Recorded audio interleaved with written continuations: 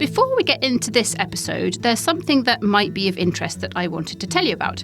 Scene and Heard, who run this podcast, have been asked by Scotland Food and Drink to undertake a strategic review of the Scotland Food and Drink Excellence Awards. Now, these Excellence Awards have been going for almost 20 years and are a huge mainstay of the food and drink sector. But it's time to ensure that they're still relevant. So if you have ever been involved in the Scotland Food and Drink Excellence Awards, or even if you've ever had an opinion about them, we would love for you, please, to complete our survey. So if you go to the On Farm Twitter, which is at @on_farm UK, and click the link in the bio, there will be a tab in there that will take you to the survey, and it should only take you a very short while to complete, but we would be enormously grateful.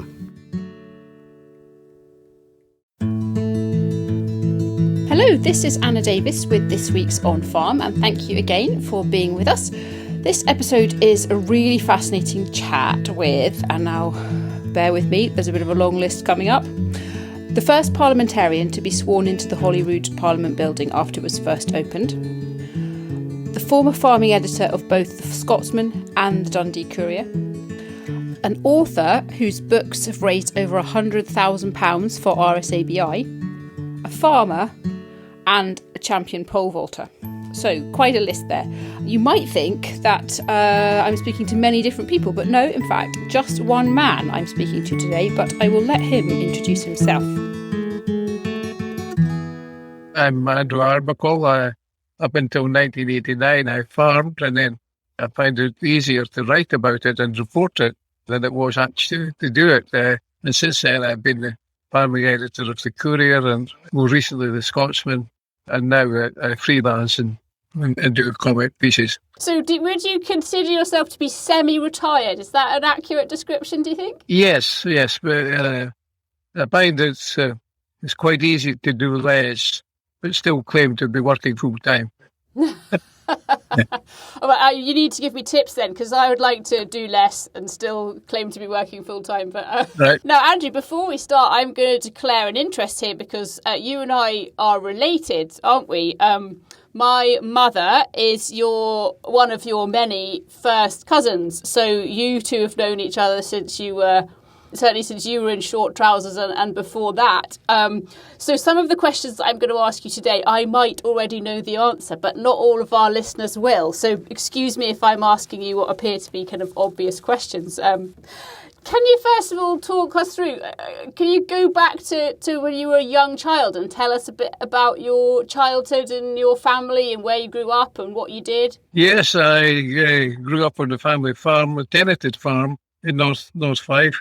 As I grew up, I found out that all my cousins were virtually involved in farming. That has now changed. There's very few left in farming. I think it's part of the developments within agriculture, less people being involved. Yeah, well, that is true. Automation has got a lot to answer for, hasn't it, in terms of people and bodies working on farms. So far fewer people involved in the sector than there were back then. Oh, yes. It's the parish in which I live just now. I think in my childhood there was 30 or 40 men employees, and now I think there's 2. But there's also machinery getting bigger, and that combines swoop in and clear a whole field in a day, where in my childhood we'd spend a week cutting it with a binder and stooking it and all the other back-breaking things that we did. Yeah, so tell me a bit more about that. You were one of how many children? I had 2 older brothers and 1 younger sister. So 4 of you.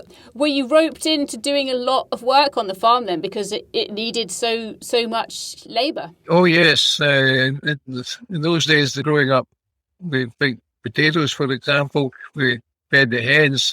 That was the job when you came home from school, was to feed the hens. And they were fed before you got your tea, so it was quite a good incentive. As we'll come to in a little bit, you farmed for the first half of your career. Did you always think as a small boy that farming was the career that you wanted to go to, or did you kind of end up evolving into it? How strong was your passion for farming? That's a very difficult question, because on the one hand, perhaps I took, like others of my generation, I took the easy option to come into farming.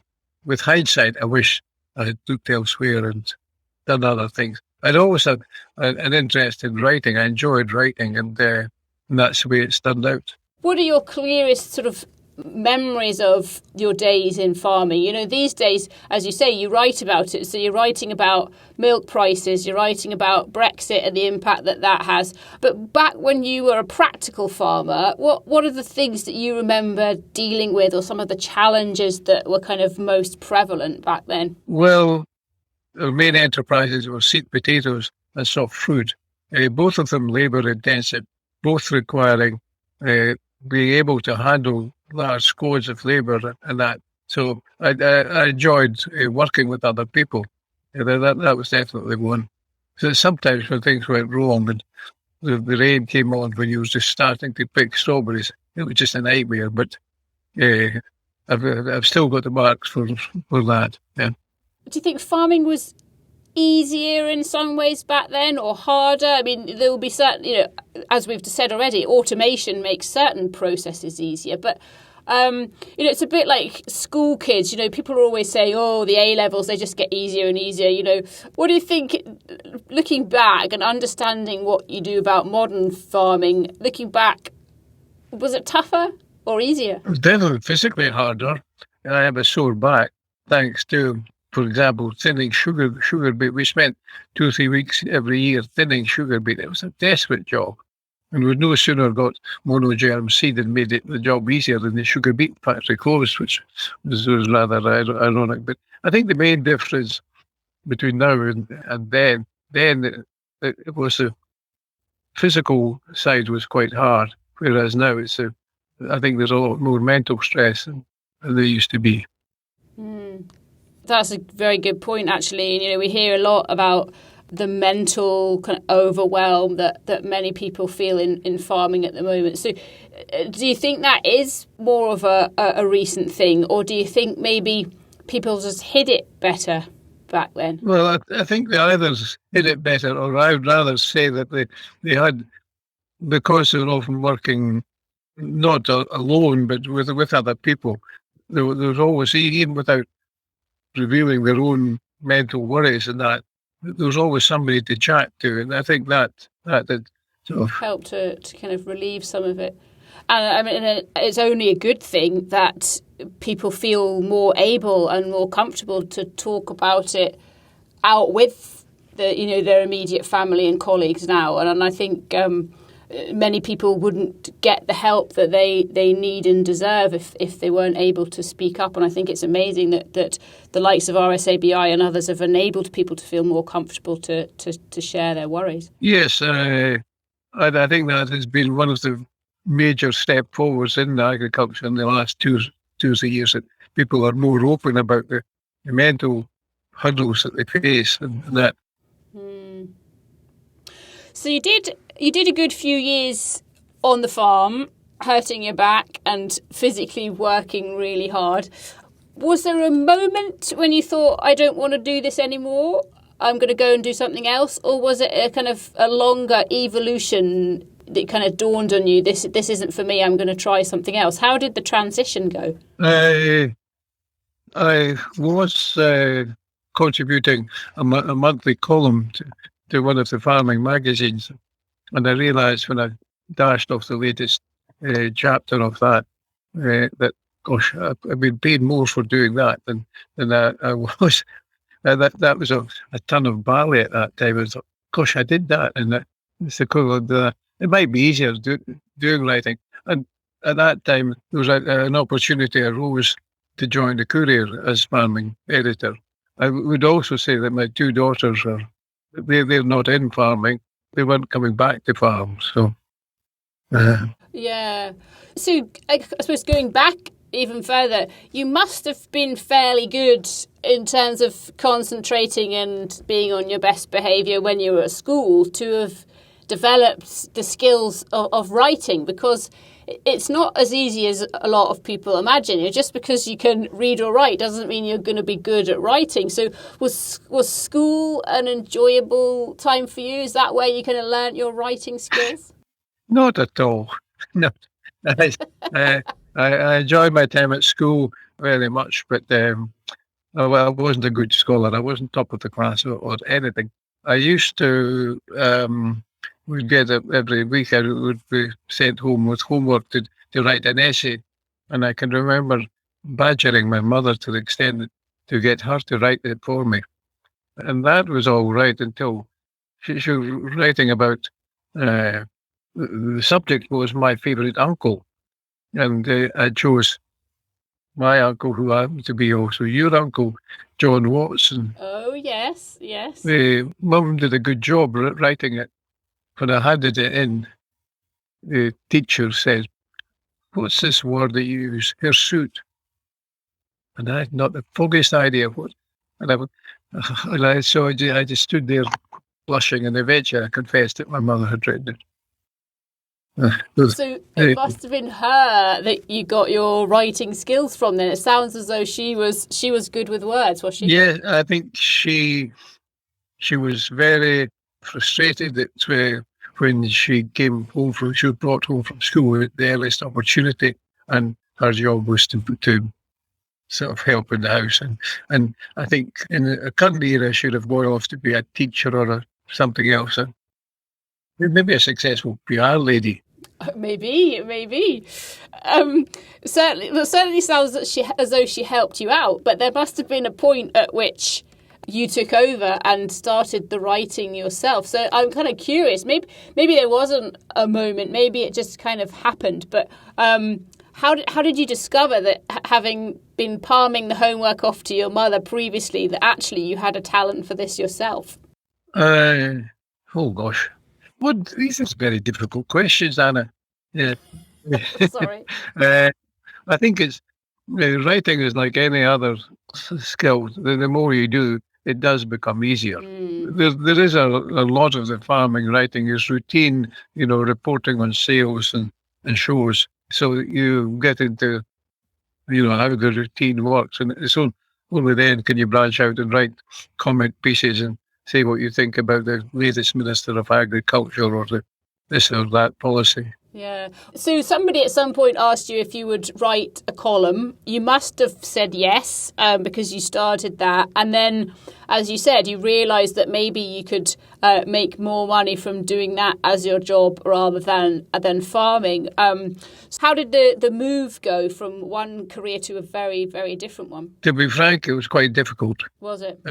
Yes, because my friends and neighbours of farming said Andrew's giving up the tenancy here, and they equated that with failure.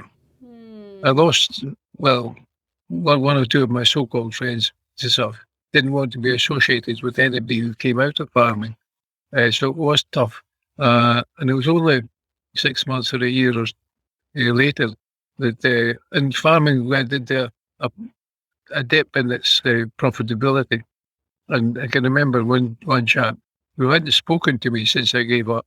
He said, "You did the right thing. You got out." Yeah. Gosh, that's surprising. I've never really, I suppose, and I've never really been forced to think about that before. But farming has its huge benefits for being such a close-knit community, but then sometimes individuals kind of let you down just because you don't conform to the way that you're expected to conform. That's really sad that they kind of judged you for making what actually was a very brave decision. The easy thing would just have been to carry on doing what you'd always done, I suppose. Yes, yeah. There's no disguising the fact it was tough to begin with until, as I say, helped my farming becoming unprofitable. I can always remember, it's slightly off that line, but one long-term friend, they said, I hadn't seen him for a while. And he said, "What you write is fine," he said, "but what are you working at nowadays?" There was no thought that writing was work. Yes. Mind you, another line, similar line, when I was in the newspaper office, and I said I would be in next week because I was off to Smithfield Shores or Flow Shores, Highland Shores, something like that. And when you went back into the office after the event, the other people in the office would say, "How did your holiday go?" If anybody has been reporting on the Highland Show, you know it's not a holiday. It's just... No, Not even a busman's holiday. There's nothing holiday about it. Maybe enjoyable, but not terribly relaxing. You mentioned the Highland Show there, actually. Are you one of these people we spoke to Tom Middlemas, who you might know from here in East Lothian, and he was saying that, I think he said he'd never missed a show for 50 years or something. Are you one of those people who's never missed, at least the ones that have gone on, never missed a show? No, I can't say that. Before I became a full-time writer, I would go to the show if it suited my work on the farm. I wasn't. It was never a livestock farmer, so I had to adjust and take up, become involved in livestock and therefore shows and sales and that. So, I don't have a long list of long service medals to the Highland Show. Will we see you there this summer, do you think? I'd like to think so. I'd like to think it gets back to normality, although it's a bit difficult to see. They've had the directors have had a tough time keeping it afloat. I wouldn't like to speculate on what form it takes. No, well, I very much hope that it returns to normal, as I'm sure they do, and I very much hope that I'll see you there too. But so we've kind of talked about your transition to journalism from farming, which does sound really tough and yeah, gosh, must have been a really difficult time. But what was it like then, becoming a full-time journalist? Did you have a bit of a kind of shock to the system in some ways, or were you thinking, phew, my back doesn't hurt anymore? It's just... Yeah, there was the physical changes. There's sufficient challenges in the new job to, keep me fully occupied. I can remember sitting on the press bench at an NFU meeting, and some of my colleagues were busy writing what the speaker was saying, word for word, with an excellent shorthand. And I had no idea, I had no shorthand and I had no typing skills. And so it was quite a learning curve to change. And do you remember how many years were you at the Courier for before you moved on? 1989 to 2005. January 2005. I was elected to the Scottish Parliament. Well, yes, the next chapter in your career journey. Tell us a bit about that, because, you've done more careers than most people I know, I think. And at the end, I'm curious to find out which one, if any, was your favourite. But, yeah, tell us a bit about your parliamentary years. Well, I'd been involved in local politics for 15, 20 years, serving my local area as a councillor. That, for some reason, sort of I had a sufficient support to be top of the list, and when the previous list MSP resigned unexpectedly, I was told that I was in Parliament, and I was the first MSP to be sworn in at Holyrood in the new building. So you were the first. I didn't know that. That's amazing. That's such a claim to fame. It's yeah, and then I went on to be First Minister. No, it was a bit like joining school at half term, halfway through the school year.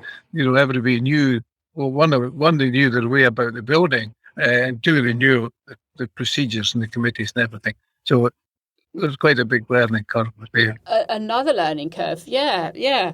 And I suppose farming maybe would have been different, but in journalism and in politics, not everybody is going to like what you say. And so how have you dealt with that in those two different careers? Because, it kind of depends a bit whether you're thick-skinned or thin-skinned, but some people would find it pretty tough, regardless of the career that they're in.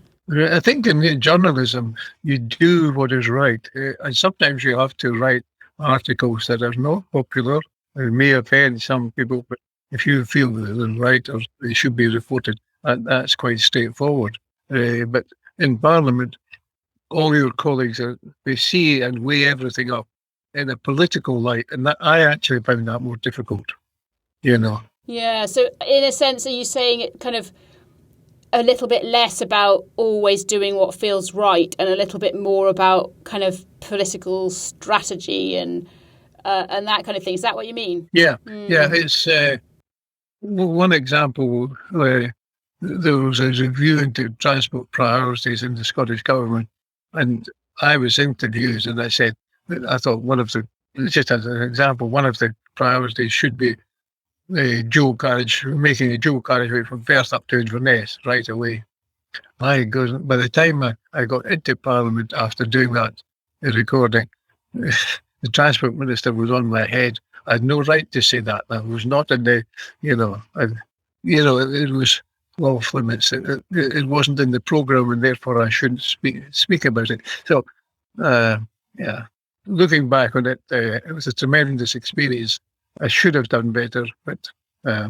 I think you made a massive contribution, and that's probably all any politician can ever say. Really, they're never going to be universally popular in their opinions and policies. But no, at the time I watched you eagerly, and I think you did a great job. But after that, you then moved back to journalism, and then was it after your stint at Holyrood that you wrote your first book, or had you already written a book before that?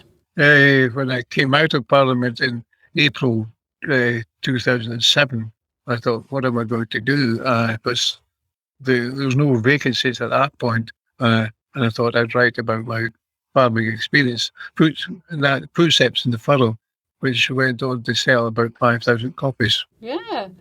And was that difficult? Because somewhere in the depths of me is a desire to write a book, probably a novel rather than anything sort of factual or biographical. But I'm scared. I don't know where to start. How do you start when you're going to? It's just the enormity of the task just puts me off. So any tips you've got would be gratefully received. How did you get going? Well, first of all, to start, remember the old Chinese proverb: the longest journey starts with a single step. So make with a single step. And you've got to call it something attractive to the casual reader. The secrets of a PR lady, I think.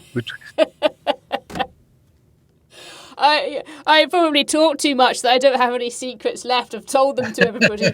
But it was quite a simple, straightforward theme. It was just really recording farming in my lifetime and possibly the previous lifetime. Just in case anybody needs to know or would like to know, Footsteps in the Furrow, how do people get hold of a copy? It's still in print, presumably?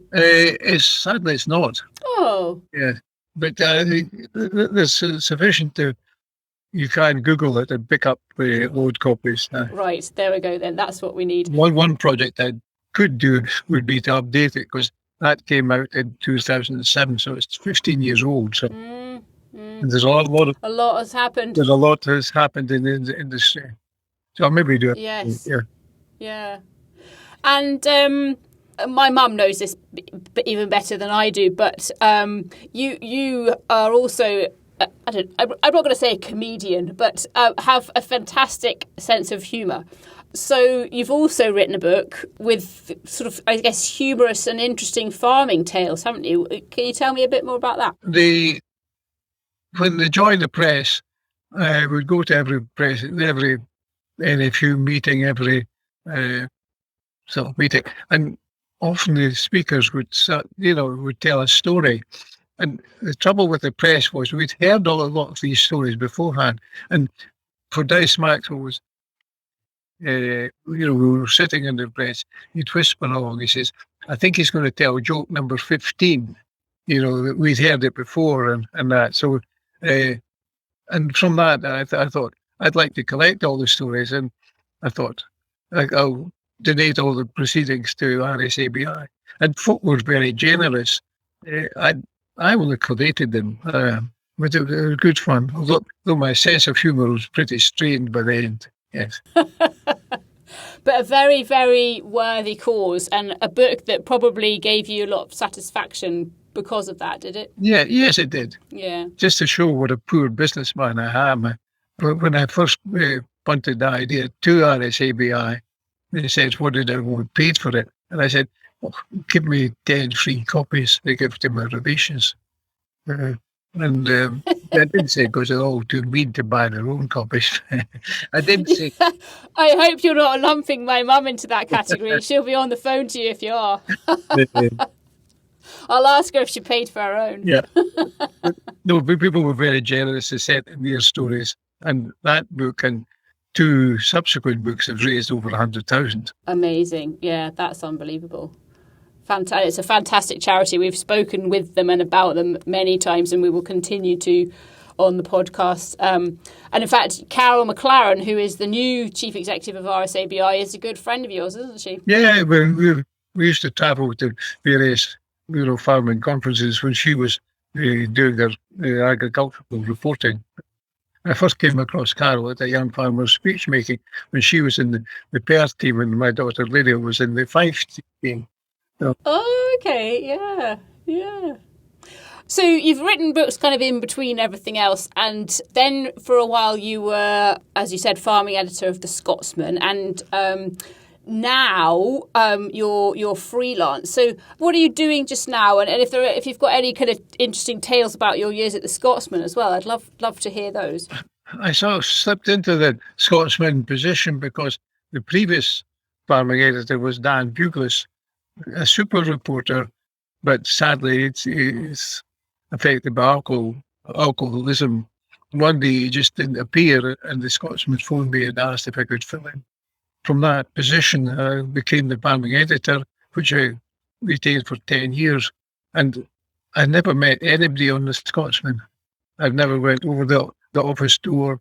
Goodness. And so that you were remote working long before anybody else, and certainly long before the pandemic forced us all to do it. Gosh, that's really interesting. Yeah. Yeah. Dan Buglas, what a lovely man he was. But yeah, sad what happened to him, and you filled his boots. One of the best reporters I know, and a complete enthusiast for the industry, possibly too much so.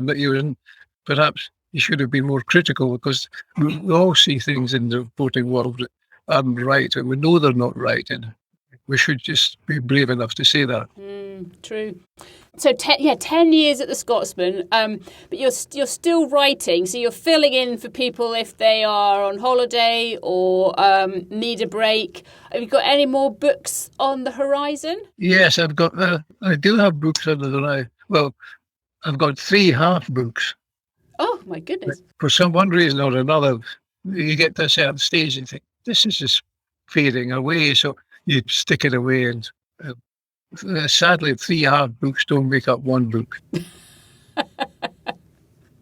Have I missed any parts of your career? Have you had any other jobs that I'm unaware of that we should discuss before I ask you which one has been your favourite or most memorable? I was, if you want a completely off-the-wall fact, I was a Scottish men's over 60-year-old pole vault champion. Are you serious? I'm serious. That's unbelievable. Look above my ear. Do you see it? Yes, I can see it. The pole. Yes. Oh, my word. Evidence. Yes. The Scottish men's over 60s pole vault champion. And are we allowed to know what height you were able to clear, or is that confidential? I think it was marginally above the world high jump record. Wow, this is unbelievable. Is it on YouTube? Can we go and watch it? No, I hope it's not. No, it was something about 3.60 meters, something like that. Wow. This is one of the most interesting facts I've ever heard on this podcast. I love it. Yeah. As somebody said, there's not many people who do it, so you Well, probably not that many people over 60, I would guess, but I might be wrong. Yeah. So all of these different jobs, the pole vaulting is a total shot in the dark. I wasn't expecting that. Which has been either your favourite or your most memorable? Or maybe if you were to have your life all over again, the one that you'd pick? Anything kind of stand out more than the others? I've enjoyed them all. They satisfied me in different ways. But when I farmed, I was young and physically fit, and I enjoyed the physical challenge. And then I enjoyed the challenge of writing and really putting a good piece together. So what skills I have been pretty thinly spread upon the ground. I've enjoyed dabbling in things, in politics or in farming or whatever. So. Wow, I think you've made excellent use of all of your skills, particularly Pole vaulting. Oh dear. But not going to demonstrate it anyway. Oh, okay. No, when we turn the podcast into a video, we'll get you to demonstrate it. But at the moment, nobody would be able to see anyway. They might just hear a crash. Right. Yeah. Oh dear. I just wanted to say thank you. I have thoroughly enjoyed this conversation, and I know that many of our listeners will enjoy it too. I've had a brilliant time. Thank you very much for speaking to us, and keep up the writing. I look forward to the next book. My best wishes to your mum and dad. Yeah, my mum and dad, every podcast goes out on a Monday morning, and my mum and dad always go out for a walk and sit on a bench in the sunshine, hopefully, and listen to the podcast, so they'll be listening to this as soon as it goes out. Andrew Arbuckle there, a really, really interesting chat. As you may have picked up, Andrew and I are relatives, and I knew a lot about him, but I did not know about the pole vaulting championship. So that was really, really fascinating to hear. Thank you very much again for listening to On Farm. As you may know, it's made by the team here at Scene and Heard PR and Marketing. So do chat to us at any time if you have any communications, PR or podcasting needs for your rural business. And meantime, have a great week, and we will see you next time.